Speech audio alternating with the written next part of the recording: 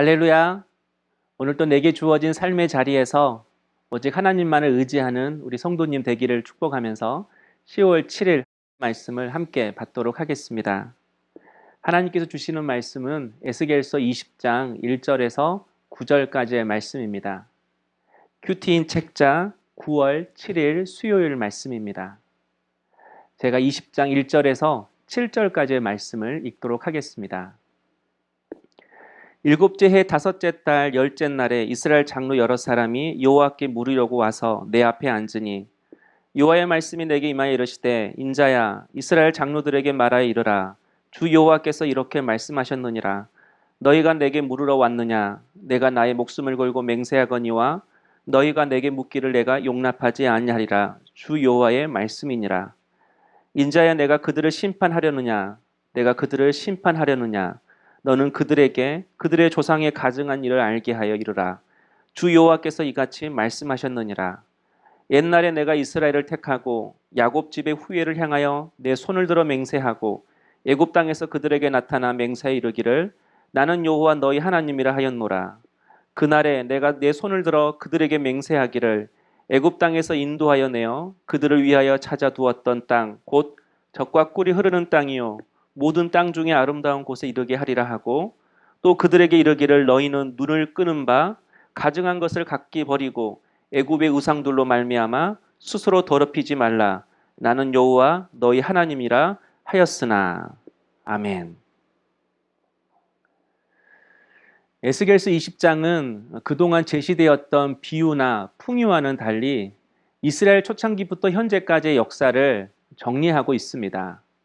이스라엘이 이집트에서 머물렀던 출애굽, 그리고 광야 생활, 가나안 땅의 생활, 그리고 앞으로 다가올 포로 시대를 요약하고 있습니다. 그 중에서 오늘 본문은 에스겔 선지자가 자신을 찾아온 장로들에게 출애굽 당시, 즉 이스라엘 초기 역사를 회상하며 말씀하고 있는 내용입니다. 그런데 하나님의 말씀을 들어온 장로들에게 에스겔 선지자가 이렇게 말합니다. 3절에 내게 묻기를 내가 용납하지 아니하리라. 하나님께서 이스라엘 장로들을 반기지 않으실 뿐만 아니라 그들에게 하나님 자신의 뜻을 밝히기를 거부하고 계십니다. 이유가 무엇이죠? 그들은 하나님을 예배하러 온 것이 아니라 하나님을 이용하려 했기 때문입니다. 이스라엘 장로들은 하나님의 말씀에 순종하는 데는 관심이 없고 항상 앞으로 자신들이 어떻게 될지에만 관심이 있었습니다. 그리고 이들은 무엇보다도 비밀리에 우상을 섬기고 있었습니다. 이처럼 많은 성도들이 하나님의 말씀에 순종하는 데는 관심이 없고 자꾸 미래에 대해서만 알려고 합니다. 그러나 우리의 미래는 내가 미래를 안다고 해서 결정되는 것이 아닙니다. 지금 내가 어떻게 하나님의 말씀에 반응하고 있는가? 지금 내가 하나님의 말씀에 순종하고 있는가? 지금 내 삶의 모습이 내 미래를 결정하는 것입니다. 그러므로 순종을 미루지 마십시오. 게으름과 나태함을 멀리 하십시오. 영적 게으름은 단지 잘못된 습관이 아닙니다. 영적인 문제입니다. 다시 한번 내 삶의 거룩한 목표를 세우고 다시 시작할 수 있는 우리 성도님 될 수 있기를 원합니다. 그런 의미에서 우리가 순종하며 그리스도 안에서 인도하심을 받겠다라는 것은 아무것도 하지 않겠다라는 그런 소극적인 자세가 결코 아닙니다. 오히려 매 순간순간 그분의 인도하심에 반응하겠다는 적극적인 신앙의 태도입니다. 가장 비생산적인 삶을 사는 것 같지만 가장 적극적인 삶을 사는 것이 순종하는 삶인 것입니다. 우리가 신앙생활을 하다가 내가 어느 한순간 한 차원 높은 영적인 자리로 점프할 때가 있습니다. 그것을 가능하게 하는 깨달음이 있는데요. 바로 그것은 내 인생의 주인은 내가 아니다입니다. 성도 여러분, 이것은 진리입니다. 내 인생의 주인은 내가 아니라 우리 하나님이십니다. 그러므로 순간순간 하나님의 말씀에 순종함으로 이제는 더 한 차원 높은 영적인 은혜를 누리고 비밀스러운 하나님의 나라의 귀한 뜻을 깨달아 하나님과 동행하며 살아갈 수 있는 우리 성도님 될 수 있기를 주님의 이름으로 축복합니다. 에스겔 선지자는 자신에게 찾아온 이스라엘 장로들에게 출애굽 당시의 일을 회상하며 이야기를 전해줍니다. 요약하면 이스라엘 백성들을 출애굽시켜 주었지만 그들은 그 은혜를 잃어버리고 우상을 섬겼다는 것입니다. 그럼에도 하나님은 그들을 버리시지 않고 출애굽시켜 주셨습니다. 그리고 가나안 땅으로 인도해 주셨습니다. 그 이유는 이스라엘 백성들이 신실해서가 아니라 하나님의 이름을 위하여 그렇게 하셨다고 성경은 이야기합니다. 9절에 그들을 애굽 땅에서 인도하여 내었나니 이는 내 이름을 위함이라. 성도 여러분, 하나님의 이름을 위하여 분투하며 살아가는 것, 바로 그것이 그리스도인의 가장 중요한 소명입니다. 하나님을 믿는 하나님의 자녀가 어떤 삶을 사는가에 따라서 하나님의 이름이 질밟히기도 하고 존귀하게 높여지기도 합니다.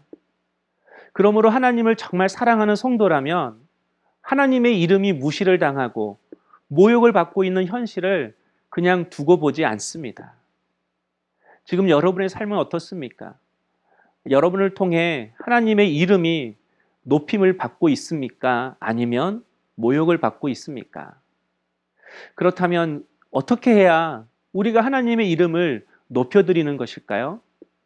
바로 그것은 크고 위대하신 하나님 앞에 자신이 티끌 같은 존재임을 깨닫고 그분의 위엄 앞에 엎드리는 것입니다. 바로 예배입니다. 온전한 예배의 시작이 하나님의 이름을 거룩히 여기는 것이고 하나님의 이름을 높이는 첫걸음입니다. 그러므로 하루를 예배로 시작하는 것을 절대로 가볍게 여기지 말아야 합니다. 단 5분이라도 10분이라도 마음을 쏟아 하나님을 예배하면서 오늘도 하나님의 이름이 나의 삶을 통해 높임받기를 원합니다. 그런 고백으로 하루하루를 살아가는 자는 하나님께서 그의 하루를, 그의 인생을 찬란하게 빛나게 하실 것입니다. 우리는 주의 일을 할 때 항상 상태가 좋아야 한다고 생각합니다. 분명한 목적과 방향이 있어야 한다고 생각합니다. 당당할 때 주의 일을 해야 한다고 생각하고 또 내가 힘이 있을 때 주님의 일을 할 수 있다고 생각합니다. 그러나 여러분, 도망치는 삶일 때도 열매 맺을 때가 있습니다. 그래서 고난당하는 것, 핍박받는 것, 쫓겨가는 것, 밀려나는 것, 이런 내 삶의 상황 속에서도 주님의 능력이 나타날 수 있다는 것입니다. 왜냐하면 하나님은 오히려 우리 인간의 약점이나 실패를 사용하십니다. 우리의 넘어짐도 사용하십니다. 그래서 하나님 나라는 쓰레기통에 없다고 하잖아요. 하나님의 큰 계획 안에 들어가면 사람이 새로워지고 가정이 새로워지고 교회도 더 든든해집니다. 항상 자신의 초라함 앞에 낙심하지 말고 위대하신 하나님 앞에 엎드려 그분을 예배함으로 나의 약함만 알 뿐만 아니라 그분의 크심도 깨달아 온전히 하나님만을 의지하고 하나님을 예배함으로 그분의 이름을 높여드리는 우리 물된동산교회 모든 성도님 될 수 있기를 주님의 이름으로 축복합니다. 적용해 보실까요? 광야 같은 인생길에서 하나님의 이름을 높이며 살고 있습니까? 아니면 자신의 이름을 높이며 살고 있습니까? 기도하겠습니다. 오늘도 하나님의 말씀에 순종하며 하나님과 동행하는 하루가 되기를 원합니다. 우리에게 말씀해 주실 때에 우리가 미루지 않게 하시고 그분의 말씀 앞에 온전히 순종하며 나갈 수 있는 저희들 되게 하여 주옵소서. 이제는 나의 이름이 아니라 하나님의 이름을 높이며 살아가는 저희들 되기를 원하오니 하나님을 예배할 때마다 나의 약함을 알고 하나님의 크심을 깨달아 오직 주님께만 순종하며 살아갈 수 있는 저희들의 삶이 될 수 있도록 은혜를 더하여 주옵소서. 예수님의 이름으로 기도하옵나이다. 아멘.